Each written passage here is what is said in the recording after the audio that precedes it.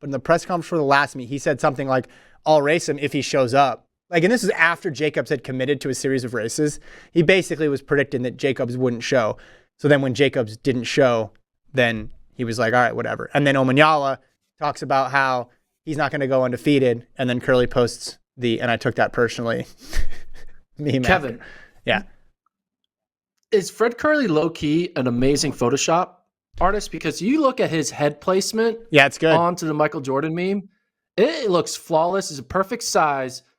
Either he has someone helping him with his memes, or he is on point with how to rotoscope and put his head onto another man's body, because it looks flawless. I mean, Colt, you know a lot about graphic artists and creativity on the internet. That's good. Impressive, right? Yeah, right? I think maybe a little bit of like the shading on the neck gives it away, but it's really close. It's really good. Yeah. Okay, so then I'll ask this question. What was better? I don't even know where, like, is he cutting at the neck or the chin? What was better, is 100 or the Photoshop this weekend? What's the more impressive Fred Kerley performance? I mean, the Photoshop, the 100, he had a +1 wind, like plus 0.1. That Photoshop, he was going to the headwind because he's taking a photo that's probably from outside. Going to a headwind? There's a lot of light angles going into a headwind. So, like, there's that thumb. The thumb just barely doesn't interrupt his cropping of the head. You notice that? It's just like, I think the victor goes to the Photoshop artist. So if it's Kerley, congrats. You got double gold this weekend. But if it's not, whoever your guy is. Well done. Thumbs up. Top to bottom. Okay. So in LA, on the sprint side of things, I'm going to mention this and then I'll get out of your way. Your guy, Akeem Blake, biggest victory of his career, 989, bounces back from losing in Bermuda, gets a PB, beats Crevant Charleston and Christian Coleman, who are both at 991. So jump in here about that race or about Rabat. What's up with the men's 100? This was, I would agree with you, his best race of his career, young career.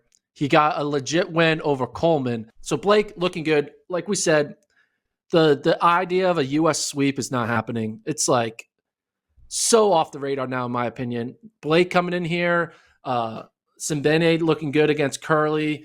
Obviously, Seville, you go Omanyala when he gets back together. So there's just a lot of international guys who I don't see U.S. sweeping. But what I will say is, prior to this race, I said Fred Kerley's floor is bronze. His floor is now silver.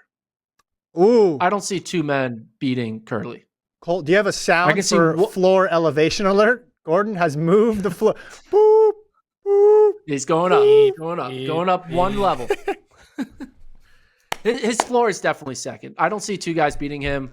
The way he's running consistently and against anybody, you can't say he's just running against randos anymore in Japan and Australia. He's now running at a Diamond League against a majority potential world championship final type field, and he's winning with ease and dominating fashion. Doesn't look lucky.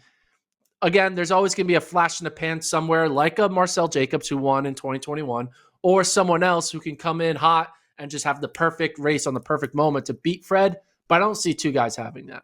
It's going to take 9-7 to beat Kerley. Sure, one guy could do it, but two guys, no.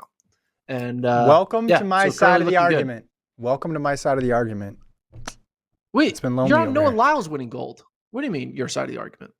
Yeah, I do, but that's just a bold prediction. But no, I said there was a gap between Kerley and everybody else. And even though this wasn't this wasn't an enormous win, but everybody else has shown vulnerabilities, has shown flaws. Kerley just keeps getting wins, and he doesn't seem to be backing down at all from anybody. Again, it's still early. Like, I look at Bromell. I said I wasn't going to overreact. I'm not going to. That's his opener, 10-10. Yeah. Right behind Tebogo, who's great. 0.05 behind Omanyala.